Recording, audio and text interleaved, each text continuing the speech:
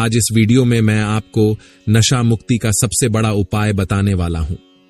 जी हां भक्तों, अगर आपके भी घर में कोई ऐसा व्यक्ति है जो कि बहुत ज्यादा नशा करता है, उसका जो नशा है वह समाप्त नहीं हो रहा। आपने बहुत ज्यादा प्रयास कर लिया कि उसका नशा समाप्त हो जाए, लेकिन उसका नशा समाप्त होने का नाम ही नहीं ले रहा। तो आखिर ऐसा कौन सा उपाय करें कि उसका जो नशा है वह हमेशा हमेशा के लिए समाप्त हो जाए। आज के इस वीडियो के माध्यम से मैं आपको बताने वाला हूं। अगर वह व्यक्ति घर का देखिए, जो व्यक्ति घर में बहुत ज्यादा नशेड़ी लोग रहते हैं, उनके जो घर का माहौल है वो बहुत ही खराब हो जाता है। बहुत ज्यादा लड़ाई झगड़ा होता है, बहुत ज्यादा कलह होती है, और इसी की वजह से माता लक्ष्मी का भी आगमन नहीं होता। और एक आदमी की वजह से, मतलब जो एक आदमी है जो बहुत ज्यादा नशा करता है, उसके नशे की वजह से घर परिवार टूट जाता है। तो आप भी अगर परेशान हैं, बहुत ज्यादा पैसा लगा चुके हैं उसके नशे के पीछे, लेकिन उसका जो नशा है वो छूट ही नहीं रहा, ऐसा कौन सा उपाय करें कि उसका जो नशा है वो हमेशा हमेशा के लिए छूट जाए। आज के इस वीडियो के माध्यम से मैं आपको बताने वाला हूं क्या करना है, कैसे करना है, पूरा आपको उपाय बताऊंगा। तो उपाय आपको पूरा समझना है, अच्छे से करना है। अगर आपने उपाय अच्छे से कर लिया तो 100% वो व्यक्ति मन आपकी जो नशा करता है वो छूटेगा ही छूटेगा। उसका पूज गुरुदेव कहते हैं कि अगर उस व्यक्ति ने ये उपाय कर लिया तो उसका केवल नशा ही नहीं छूटेगा, वो जो नशा है वो जड़ से समाप्त हो जाएगा। बहुत सारे लोगों के ये प्रश्न थे, और आपको भी पता है गुरुदेव के जो कथा होती है उसमें पत्र आते हैं।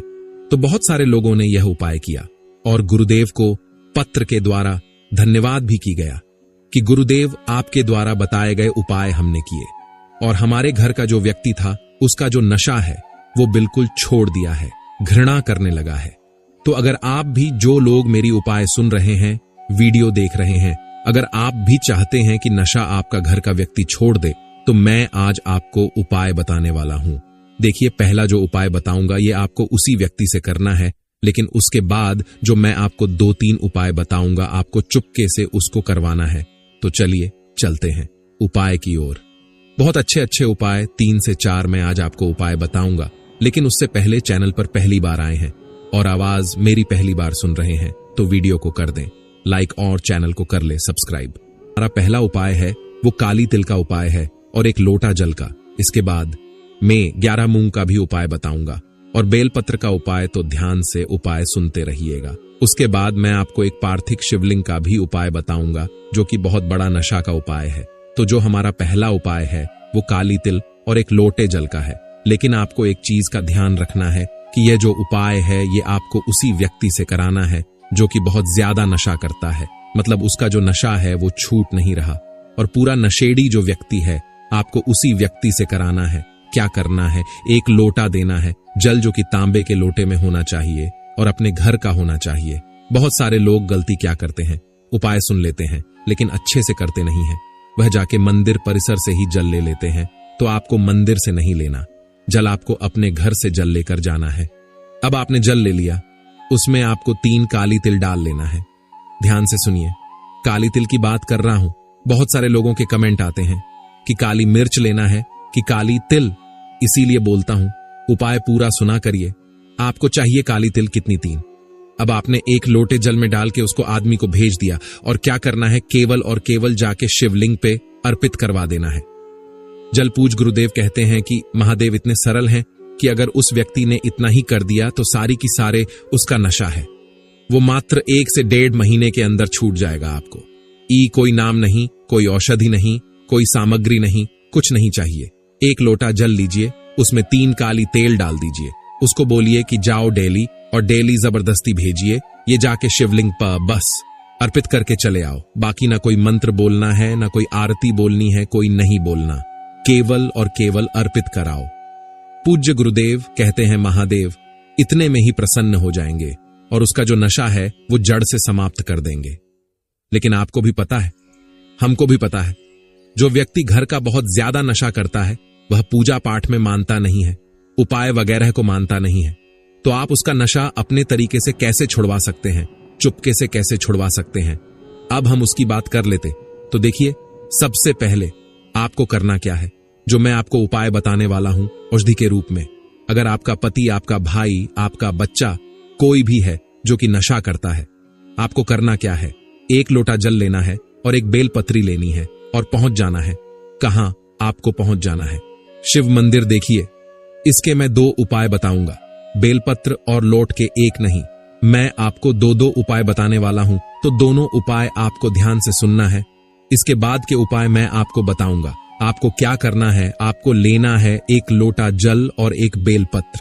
अब देखिए, जो आप 1 लोटा जल लेके जाएंगे, उसमें आपको ध्यान रखना है कि जो जल है वो आपके घर का होना चाहिए। बहुत सारे लोग गलती क्या करते हैं कि जल मंदिर परिसर का ले लेते हैं, तो आपको मंदिर का जल नहीं लेना, आपको अपने घर का जल देना है। इस चीज का आपको ध्यान रखना है। ठीक, तो आपको तांबे के लोटे में लेके जाना है, ये आपको स्टील का लोटा यूज नहीं करना। तांबे के लोटे में आपको लेके कहां पहुंच जाना है? आपको पहुंच जाना है लेके शिव मंदिर। शिव मंदिर पहुंच गए। उसके अलावा जो आप बेलपत्र ले रहे हैं, तो बेलपत्र जब लेंगे तो भी आपको ध्यान रखना है कि बेलपत्र का जो है कहीं से भी कटा फटा नहीं होना चाहिए, खंडित नहीं होना चाहिए। इस चीज का भी आपको ध्यान रखना है। बहुत सारे लोग एक चीज और गलती करते हैं, क्या कि जो बेलपत्र लेते हैं वो केवल 1 पत्ती का बेलपत्र मान लेते हैं। लेकिन आपको भी पता है, पूज्य गुरुदेव भी अपनी सब कथा में बताते हैं कि बेलपत्र वो 3 पत्तों वाली को ही माना जाता है। बेलपत्र आपको 1 पत्ती का बेलपत्र नहीं लेना, तो आपको केवल 1 पत्ती जो बेलपत्र है वो एक लेना है, जो 3 पत्ती की होगी, अच्छी हरी होनी चाहिए, साबुत होनी चाहिए, और 1 लोटा जल लेके पहुंच जाना है। कहां आपको पहुंच जाना है? शिव मंदिर। अब देखिए कैसे औषधि बाबा कैसे बनाएंगे।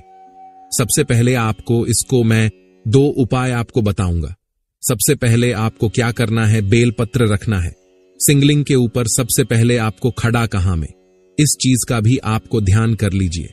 बहुत सारे लोग गलत दिशा में खड़े हो जाते हैं, तो आपको सबसे पहले आपका जो चेहरा होगा वो उत्तर की तरफ होगा, और आप जहां खड़े होंगे आप दक्षिण में खड़े होंगे, और आपका जो चेहरा है वो उत्तर की तरफ देख रहा होगा।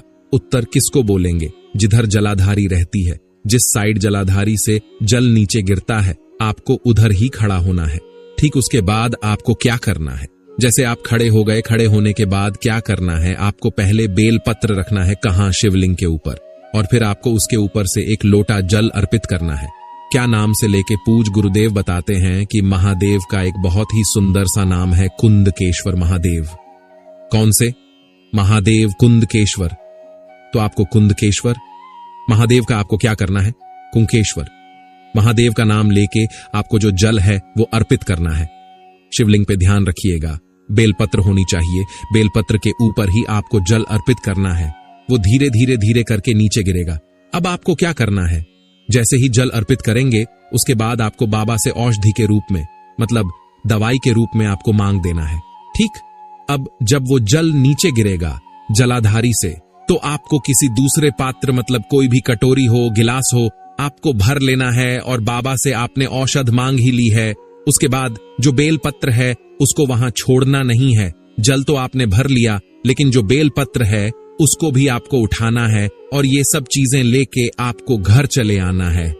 अब जब भी वो व्यक्ति, जो भी व्यक्ति नशा करता है, जब वो पानी पीने को मांगे, हमको थोड़ा सा पानी दे दो, हमको चाय दे दो, कुछ भी वो मांगे, आपको क्या करना है? 1 बूंद इसका क्या करना है? केवल और केवल 1 बूंद इसका मिला देना है। चाय और पानी तो देना है, लेकिन चाय और पानी के साथ साथ 1 बूंद इसका भी मिला देना है। अब क्या होगा? अब वो धीरे धीरे, औषधि पूज गुरुदेव कहते हैं कि अगर उस व्यक्ति ने मात्र 2 से 3 महीने तक ये लगातार पी लिया, तो उसका जो नशा है वो छूटेगा ही, बस, नहीं जड़ से खत्म हो जाएगा है। तो दूसरा जो हमारा उपाय है वो मूंग का उपाय है। क्या उपाय है? मूंग का आपको चाहिए 1 लोटा जल। जितनी भी महिलाएं हैं जिनका पति नशा करता है, जिनका बेटा नशा करता है, जिनका भाई नशा करता है, और जिनका भतीजा या भांजा, कोई भी घर का ऐसा व्यक्ति है जो नशा करता है, और उसका नशा आप लोग कैसे छुड़ाए, अब मैं वो बता देता हूं आपको।